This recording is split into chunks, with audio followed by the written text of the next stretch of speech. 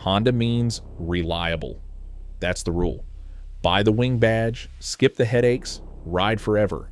Thousands of riders believed that this year, and some of them are sitting on a Honda that Honda's own dealers were told not to sell. A manufacturing defect that can seize your engine while you are moving. Not a rumor. A federal recall.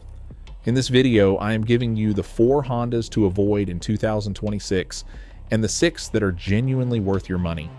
I went through NHTSA recall records, Honda's official US lineup, long-term owner reviews, and real rider forums to put this together.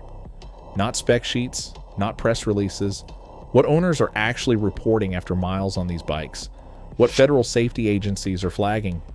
Some recent Honda model years have been affected by multiple overlapping safety recalls, depending on VIN and repair status. Some cost more than they are worth the moment you leave the lot. And one of them, the one most riders would not think twice about buying, has a federal recall number attached to it that should stop you cold. Here's exactly where we start. Let's start with the one that hurts the most quietly. The CB500F, now sold in the US as the CB500 Hornet, is not a bad motorcycle. Honda builds it well. It starts every time. It won't embarrass you. But in 2026, it will absolutely empty your wallet for what you get.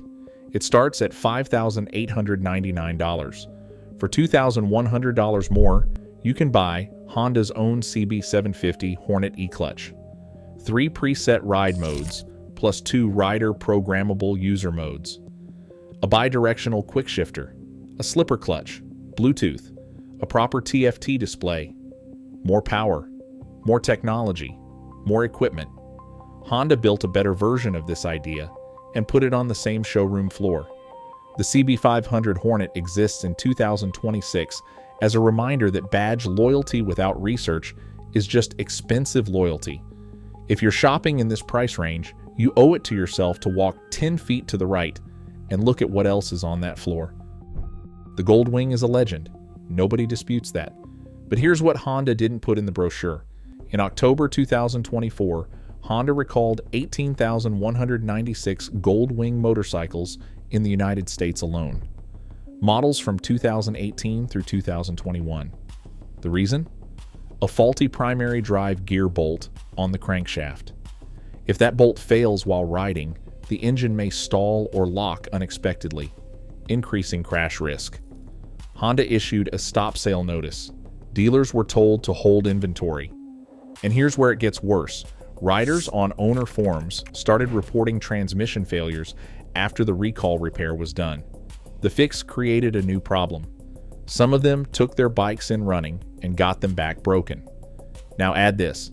A base 2025 Gold Wing starts at $25,500. The Tour version runs $29,500 and beyond.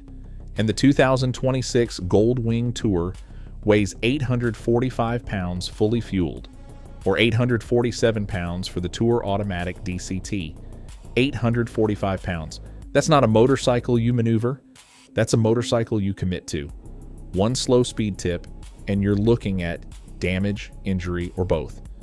The Gold Wing works for a very specific type of rider doing a very specific type of riding. If that's you, you already know it.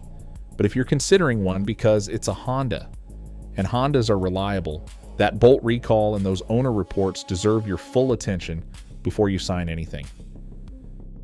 The Africa Twin has one of the most respected names in adventure motorcycling. It earned that. But recent Africa Twin model years have been affected by at least 2 major United States safety recalls, one for electronic control unit software and another for left handlebar switch harness corrosion. That's not something to ignore. First, an electronic control unit software defect on 2022, 2024, and 2025 models causes unexpected engine hesitation. You're merging onto a highway. The throttle goes soft. That's a safety issue, not a quirk. Second, certain 2020 through 2022 and 2024 through 2025 Africa Twin models are subject to a left handlebar switch harness recall, wiring that degrades and can affect your controls while riding. Third, a bolt manufacturing defect, shared with 2 other Honda models, was flagged in mid-2025 for a potential oil leak. 3 recalls, multiple model years, all overlapping. And on ADV Rider, one of the most active motorcycle forums in the country, a 2025 Africa Twin owner posted that it was the first bike in years he genuinely regretted buying. Uncomfortable seat.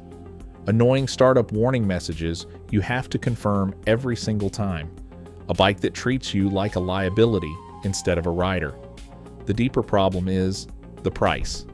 At $15,199 and up, this bike needs to be exceptional. And it is not in this era. It is too soft for serious off-road riders and not refined enough for serious tourers. Some riders may prefer the BMW R1300 GS for premium touring, high-end electronics, and long-distance refinement. The Africa Twin sits in the middle, carrying recall baggage across recent model years, and asks you to pay premium money for it. A fresh 2026 build is a different story. We'll get there. And here it is. The number one Honda you should not be buying in 2026, the CBR600RR, $11,499. It looks fast. It is fast. And Honda's own federal recall filing says it can destroy itself while you are riding it. NHTSA. Recall number 25V891. It was issued in 2025. The engine block cylinder surface on 2024, 2025, and 2026 CBR600RR models was improperly finished during manufacturing. What that means in plain language, the engine consumes oil at an abnormal rate. The oil level drops. The rod bearings lose lubrication, and then they seize. A connecting rod bearing seizure at speed is not a breakdown. It is a catastrophic mechanical failure on a motorcycle. Honda issued a stop sale notice. Dealers were told not to sell affected bikes. A dedicated Facebook group formed specifically around this problem. Owners of 2024 and 2025 models sharing oil consumption data, waiting for answers, watching the miles tick up on bikes they were told might fail. Here's what makes this the worst entry on this list. It's not just that the bike has a recall. Recalls happen. What makes this unforgivable is the combination. You are paying $11,499 for a motorcycle with track-only ergonomics that will punish you on the street, a long-running super sport platform that some reviewers consider less modern than newer middleweight rivals, and a manufacturing defect that Honda's own documentation says can cause engine seizure while the bike is in motion. That's not a risk profile. That's 3 separate reasons to walk away. Most riders who buy this bike in 2026 will buy it because it's a Honda, and it looks like what a fast motorcycle should look like. That's exactly the kind of decision this channel exists to prevent. If this is the kind of research you want before you spend real money on a motorcycle, subscribe. I do this every week, and I don't hold back. Now let's talk about the 6 Hondas that actually deserve your money in 2026. Number 6, the CB650R E-Clutch, $8,699, and most riders walk right past it. Here's why that's a mistake. This is Honda's lowest priced US inline 4 street bike for 2026. Not a twin, it is a 4-cylinder. Its 649 cubic centimeter inline 4 makes its power high in the rev range with peak output around 12,000 revolutions per minute, and it sounds like it means it. There's a character to a 4-cylinder that a parallel twin simply cannot replicate: a sharpness, a top-end pull, a note that makes every ride feel intentional. For 2026, Honda added the E-Clutch, letting you pull away and downshift without touching the clutch lever. Less fatigue in traffic, full control when you want it. It holds its value better than almost anything else Honda sells. It's sharp, it's built to last, and it rewards every mile you put on it. If you want real cylinder character without a superbike price tag, this is it. Number 5, the Rebel 500, $6,799, and it might be the most honest motorcycle on this entire list. The seat height is 27.2 inches, 414 pounds for the standard Rebel 500, or 419 pounds for the SE. A smooth 471 cubic centimeter parallel twin with standard ABS. It has never been hit with a safety recall. It starts every time, it runs forever, and it looks far more expensive than it costs. Most people write this off as a beginner bike. That's their loss. Experienced riders who own one will tell you the same thing. It is just fun. No drama, no complexity, no $15,000 commitment. Just a bike that does exactly what you ask it to do every single time. The aftermarket customization community around this bike is massive. You can make it look like anything. If you want a cruiser that works and keeps working, the Rebel 500 belongs on your shortlist. Number 4. The CBR600RR Fireblade SP, $28,999, and every single penny of it is justified. 214 horsepower, 186 miles per hour, 0 to 60 in 2.8 seconds. Öhlins smart electronic suspension, Brembo brakes, winglets pulled directly from Honda's MotoGP program. This is not a street bike that visits the track. This is a track weapon that tolerates the street. Independent dyno tests vary, but the Fireblade SP is a production superbike built around serious track performance, not brochure fantasy. It competes directly with the Ducati Panigale 5.4 and the BMW M1000RR. At this level, that means something. If you have the skill, the budget, and the commitment, the Fireblade SP is the absolute peak of what Honda builds. Nothing else on this list comes close. Number 3. And yes, this is the same motorcycle that was on the worst list. That's not a contradiction. That's the point. The verified recent Africa Twin recalls are software and electrical issues, not internal engine mechanical failure recalls. A brand new 2026 build with a clean VIN and 0 open recalls is a completely different proposition. Top Speed called it the most balanced full-size adventure motorcycle of 2026.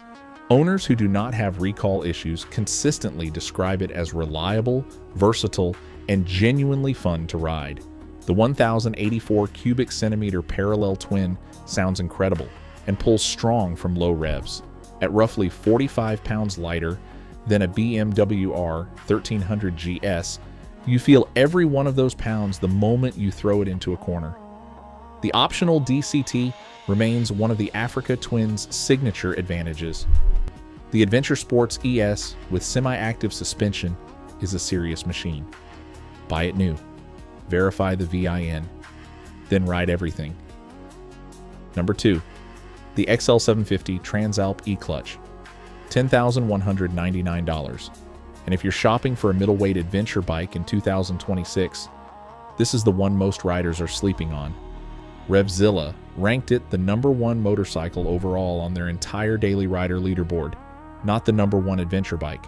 The #1 motorcycle, period. Out of everything they tested that year. Here's why. The same 755 cubic centimeters parallel twin from the CB750 Hornet. A quick shifter is standard. 5 ride modes including gravel. E-clutch for 2026. An average of 55 miles per gallon on long trips. And one reviewer covered 615 miles in a single day on this bike and arrived without serious fatigue. That's not a touring bike stat. That's exceptional for anything in this class. Now look at the competition. The Aprilia Touareg 660, a direct rival, starts at $12,499. That's $2,300 more. The Africa Twin starts at $15,199. That's $5,000 more. Neither of them ranked above the Transalp when independent testers put them side by side. The Transalp does have real limitations. No cruise control. Tube-type tires that are harder to fix on the roadside. If those are deal breakers for you, you know now. But at $10,199 with this feature set, nothing in this segment touches it for the money. Number 1. The CB750 Hornet E-Clutch, $7,999. And I'm going to tell you exactly why this is the best Honda you can buy in 2026 and why most riders still haven't heard of it.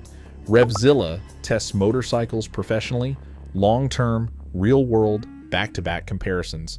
They ranked the CB750 Hornet #1 on their 2025 Daily Rider leaderboard. Out of every motorcycle they tested that year, not just Hondas, every motorcycle. Here is what $7,999 gets you.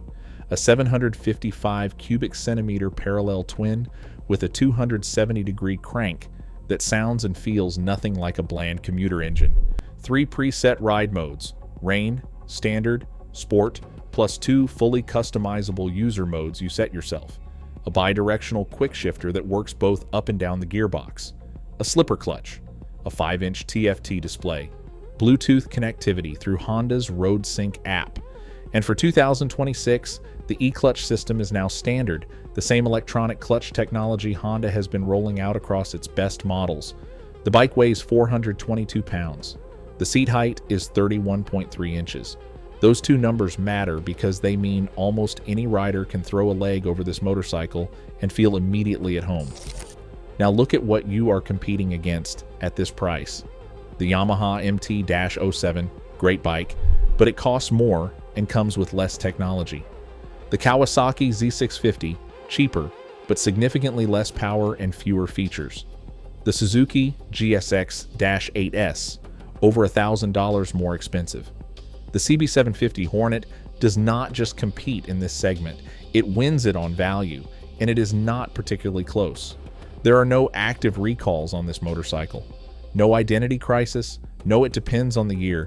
It is simply a well-built, well-priced, well-equipped motorcycle that Honda got completely right.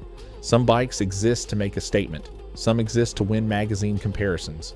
The CB750 Hornet exists to be ridden, hard, often, and without apology. That's why it's #1. You started this video thinking Honda means reliable, and it can, but only if you know which one you're buying. Most riders will walk into a dealership in 2026 and choose based on looks and brand trust alone. Some will buy the CBR600RR because it's a Honda and it looks fast. Some will buy the CB500 Hornet because it's cheap and it's Honda. They'll find out the hard way what you now already know. The 6 bikes on the best list aren't just good Hondas, they are genuinely good motorcycles. Full stop.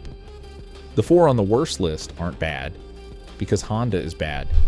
They're bad because the market moved, quality control slipped, or the value simply isn't there anymore. The wing badge doesn't protect you. Knowing which bike wears it right does. Now I want to hear from you. Which Honda would you still buy in 2026, and which one would you avoid completely? Drop it in the comments, especially if you own one of these bikes, because real owner experience matters more than any brochure. And subscribe, because next week we're doing another brand the dealers probably don't want me touching.